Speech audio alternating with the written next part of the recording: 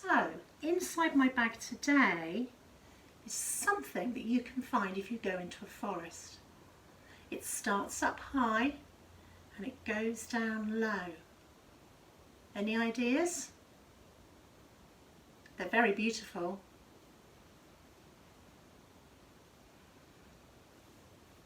It's a leaf. And leaves are on trees in the forest and then they fall down. I've got some leaves here. Let's see if we can count how many leaves are falling to the ground. Can you count with me? Here we go. 1, 2, 3, 4. What comes after 4? 5, 6, 7, 8, 9 and 10. Give me 10 claps. 1, 2, 3, 4, 5, 6, 7, 8. Ready? Steady? Time for us to do our pulse raiser.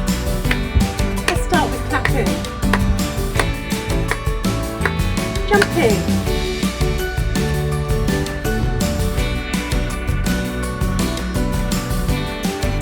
Good. Really high, use your arms. Dance. Show me your steps. What can you do?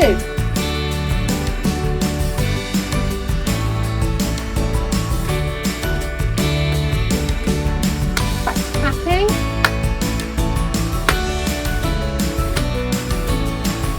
What comes next?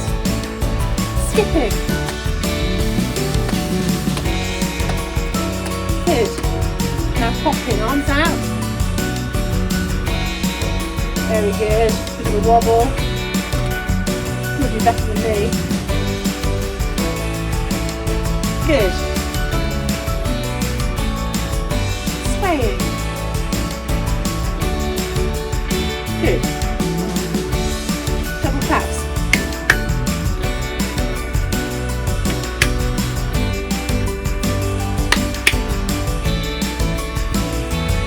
Other side.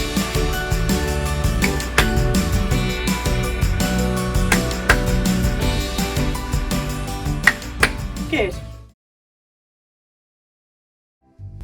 Bit of space. Let's start with our head.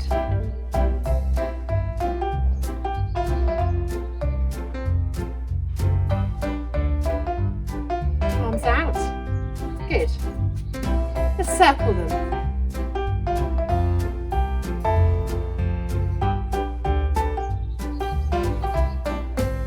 Some overhead stretches.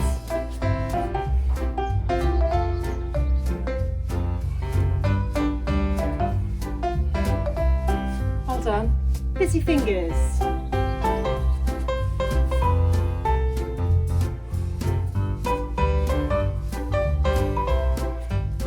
Good. Stretch down. Good.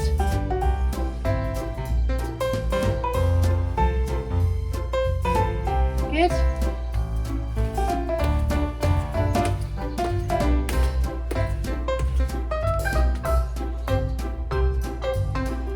Two arms together. And now sweep the floor.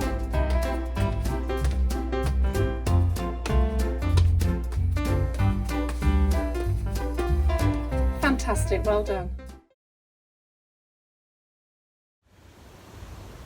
Who are they? Can you see them? It's two little dicky birds. You can make yourself some little dicky birds out of paper and then with a bit of sellotape pop them on your fingers for this rhyme. Make yourself a wall in a nice tuck shape and put your birds on top. Two little dicky birds sitting on the wall. One named Peter, one named Paul. Fly away, Peter, fly away, Paul. Come back, Peter, come back, Paul. we're going to look at our cards. So my first card is a picture of a ladybird. Should we count its spots?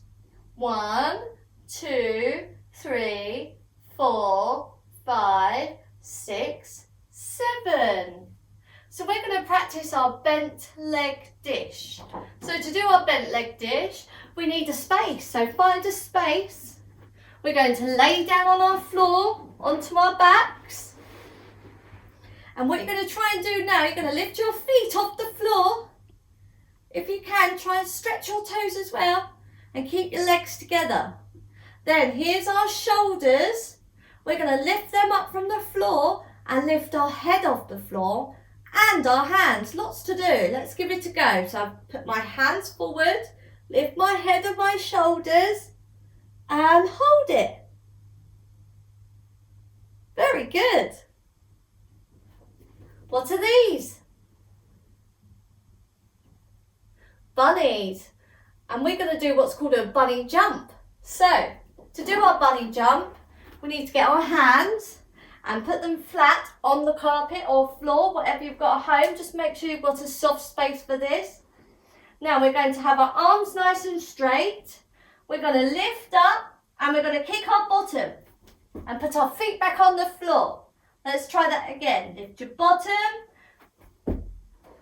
What's this a picture of? It is a leaf and it's a green leaf. So we're going to try our front support shape. So to do our front support, we need a space. We need our hands flat on the floor, arms nice and straight. And watch Lauren's toes. I'm going to put my leg out and I'm going to put my toes on the floor. And then I'm going to take my other leg out and put it next to my leg with my toes on the floor. You have a go. Hello Benchmark family, parent and toddler classes. We're going to practice our tuck shape. So we're going to get our legs and we're going to bring them up. Then we're going to get our glue. I'm going to put some glue on both our legs and then we're going to stick them together, bring our feet up and arms out in front and a smiley face. For our bunny jump we need a nice soft space, so check that your floor is soft. Ask your grown up for help, making sure you've got a soft space. We're going to go onto our feet, put our hands flat, so your hands need to go either side of your legs. And then we're just going to lift up and then we're going to kick our bottom and kick your bottom again. Try and keep your knees together and squeeze your feet together. I'll show you again from the side. So we're going to put our hands flat, either side of our knees. We're going to lift up and we're going to kick our bottom, squeeze your knees together and keep your feet together. Have a go. We're going to practice the dumper truck. So if we was at gym, we'd have a bean bag. I don't have a bean bag at my home, but I do have a pair of socks that are folded together nicely. And I'm going to use these and they're nice and clean. So I'm going to put the socks onto my neck like this. Ask your grown up if you need help with that one. We're going to put our hands flat on the floor and we're going to lift up and we're going to put the socks onto the floor by looking through our legs. Let me show you that again. So we're going to get our pair of rolled up socks. We're going to put it on our neck. We're going to put our hands flat and we're going to lift up our bottoms and try and make our legs go nice and straight. And tuck your head down and that's your dumper truck. We're going to sit in our straddle shape. So let's open our legs, make them nice and straight, nice straight back. And we're going to do a counting song. We're going to count to 10 and all the way backwards. So 1, 2, 3, 4, 5, 6, 7, 8, 9, 10 and again 10, 9, 8, 7, 6, 5, 4, 3, 2, 1. Well done.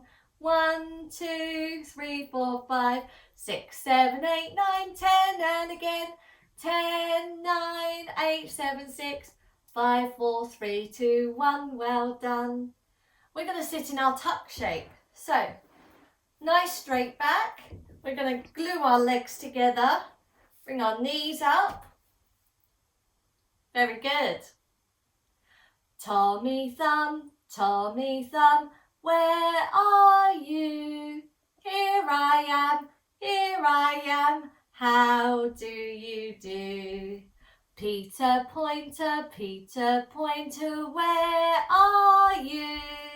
Here I am, and how do you do? Toby Tool, where are you? Here I am, and how do you do? Ruby Ring, where are you? Here I am, and how do you do? Baby Small, where are you? Here I am, and how do you do? Fingers all, where are you? Here we are, and how do you do? We're now going to sit in our pike position. So nice straight back, legs together, toes pointed, and we're going to make a big ship with our arm. Okay, so we're going to start this side. The big ship sails through the alley-alley-o, the alley-alley-o, the alley-alley-o. The big ship sails through the alley-alley-o on the last day of September. The captain says this will never do, never do, never do. The captain says this will never do on the last day of September. The big ship sails through the alley-alley-o, the alley-alley-o, the alley-alley-o. The big ship sails through the alley-alley-o on the last day of September. Our story today is about a little girl with a red dress and a red cape. Do you know who she is? It's Little Red Riding Hood. Little Red Riding Hood is always in the story wearing red, and she always has a basket of apples. Do you know who she was taking the apples to? She was taking them to her grandma, taking them to her little house, which was in the woods. Are you ready? I'm going to tell you the story. Here we go. Little Red Riding Hood was skipping through the forest, taking her apples to Grandma. On the way, she bumped into the woodcutter. "Where are you going?" he said. "I'm going to see my grandma," said Little Red Riding Hood. "I'm going to give her some delicious apples." And off she skipped. Next, she bumped into a wolf. And the wolf said, "Where are you going, Little Red Riding Hood?" And she said, "I'm going to Grandma's house, which is in the wood, to give her some delicious apples." Now, this wasn't a very nice wolf, so very quickly he ran all the way down the wiggly path and got to Grandma's house. When he went inside, he saw Grandma. There she was. He saw Grandma, and do you know what he did? He gobbled her up. Then he put on Grandma's clothes, so he looked like Grandma. He got into bed and sat there, and then Little Red Riding Hood came along. "Hello," said Little Red Riding Hood. "I've got some apples for you."